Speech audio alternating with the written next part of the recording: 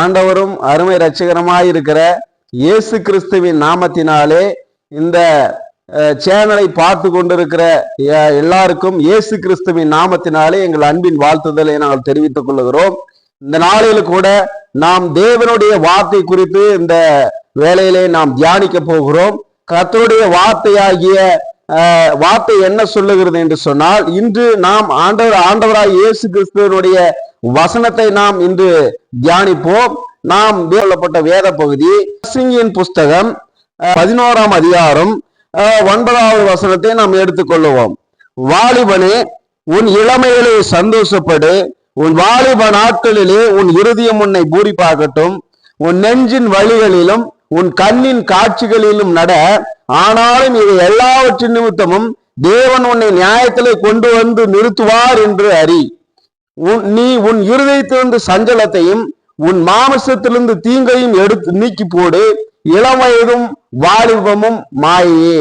எனக்கு அன்பான வாலிப சகோதர சகோதரிகளே, உங்களுக்கு இந்த நாளில் கூட ஆண்டவர் உங்களுக்கான ஒரு வார்த்தை கொடுத்திருக்கிறார். வசனம் என்ன சொல்லுகிறது என்று சொன்னால், வாலிபம் எல்லாம் இளவயதும் வாலிபமும் மாயே என்று சொல்லுகிறது. இந்த இளம் வயதும் வாலிபமும் நம்முடைய வாழ்க்கையிலே நாம் பிறந்து வளர்ந்து நம்முடைய வாழ்க்கையிலே நாம் ஒரு பருவத்தை அடையும் போது நம்முடைய வாழ்க்கையில என்னென்ன பலவிதமான பாவ காரியங்கள் நமக்குள்ளே கடந்து வருகிறது என்று சொல்லி நாம் பார்க்கிறோம். இந்த வாலிபமும் இந்த இளவயதும் நம்முடைய வாழ்க்கையில இருக்கும்போது அது நம்முடைய வாழ்க்கையிலே பெரிதான ஒரு தாக்கத்தை ஏற்படுத்துகிறது. ஏனென்று சொன்னால், இந்த வாலிபம் என்பது நம்முடைய ஸ்தோத்திரம், நம்முடைய பிதாவாகிய தேவன் நம்முடைய வாலிபத்தை எப்படி சொல்லுகிறார் என்று சொன்னால், மாயைக்கு ஒப்பாக சொல்லுகிறார்.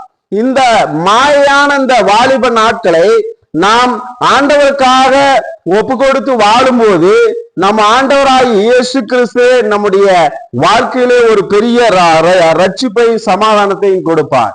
ஏனென்று சொன்னால், இன்று அநேக வாலிபர்கள் வாலிப பிள்ளைகள் தங்களுடைய வாழ்க்கையிலே பாவத்தினாலும் சாபத்தினால் அடிமையாகி பலவிதமான இச்சைகளுக்கும் பலவிதமான போதைப் பொருள்களுக்கும் அடிமையாகி தங்களுடைய வாழ்க்கையை கெடுத்துக்கொண்டு ஆத்மாவை கெடுத்துக்கொண்டு தங்களுடைய வாழ்க்கையிலே பலவித இன்னல்களுக்கு உட்படுத்தப்படுகிறார்கள்.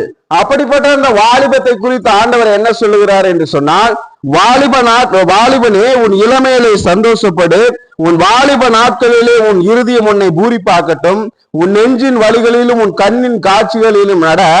ஆனாலும் இவை எல்லாவற்றின் நிமித்தமும் தேவன் உன்னை நியாயத்திலே கொண்டு வந்து நிறுத்துவார் என்று அறி. நாம் நம்முடைய வாலிப நாட்களே இளவயதிலே நாம் என்னென்ன தவறு செய்கிறோம் என்று சொல்லி நாம் செய்கிற எல்லா தவறும் நமக்கு சரியானதான் தோன்றும் என்று சொல்லி நாம் நினைப்போம். ஆனால் ஆண்டவராகிய இயேசு கிறிஸ்து சொல்லுகிறார், இங்கே வசனம் சொல்லுகிறது, வாலிபம் எல்லாம் மாயை. நாம் செய்கிற எல்லா தவறுகளையும் ஆண்டவர் ஒரு நாளிலே நம்முடைய ஸ்தோத்திரம், நம்முடைய பாவத்துக்கு தக்கதாக அவர் நம்மை நியாயத்திலே கொண்டு வந்து நிறுத்துவார். அந்த நியாயத்திலே கொண்டு வந்து நிறுத்தும் போது நாம் சிறு வயதிலே இள வயதிலே வாலிபத்திலே நாம் செய்த அந்த அக்கிரம அநியாயங்களை பாவங்களை ஆண்டவராய் இயேசு கிறிஸ்து நமக்கு காண்பிக்கும் போது நம்முடைய ஆத்துமா பலனற்று போய் நம்முடைய ஆத்துமா நரகத்துக்கு போவதை நாம் பார்க்கிறோம். வசனம் சொல்லுகிறது, உன் வாலிப நாட்களை உன் சிருஷ்டிகரை நினை என்று வசனம் சொல்லுகிறது. இந்த வாலிப நாட்களை ஏன் நீ சிருஷ்டிகரை நினைக்க வேண்டும் என்று சொன்னால், ஆண்டவராய் இயேசு கிறிஸ்து ஆதியிலே ஆதாமை ஏவாளையும் படைத்த போது அவர்களை ஒரு குழந்தையாகவோ ஒரு வயதானவர்களாகவோ படைக்கவில்லை. அவர்களை இளம் வயதுள்ள ஒரு கன்னியாகவும் ஒரு வாலிபனாகத்தான் படைத்தார்.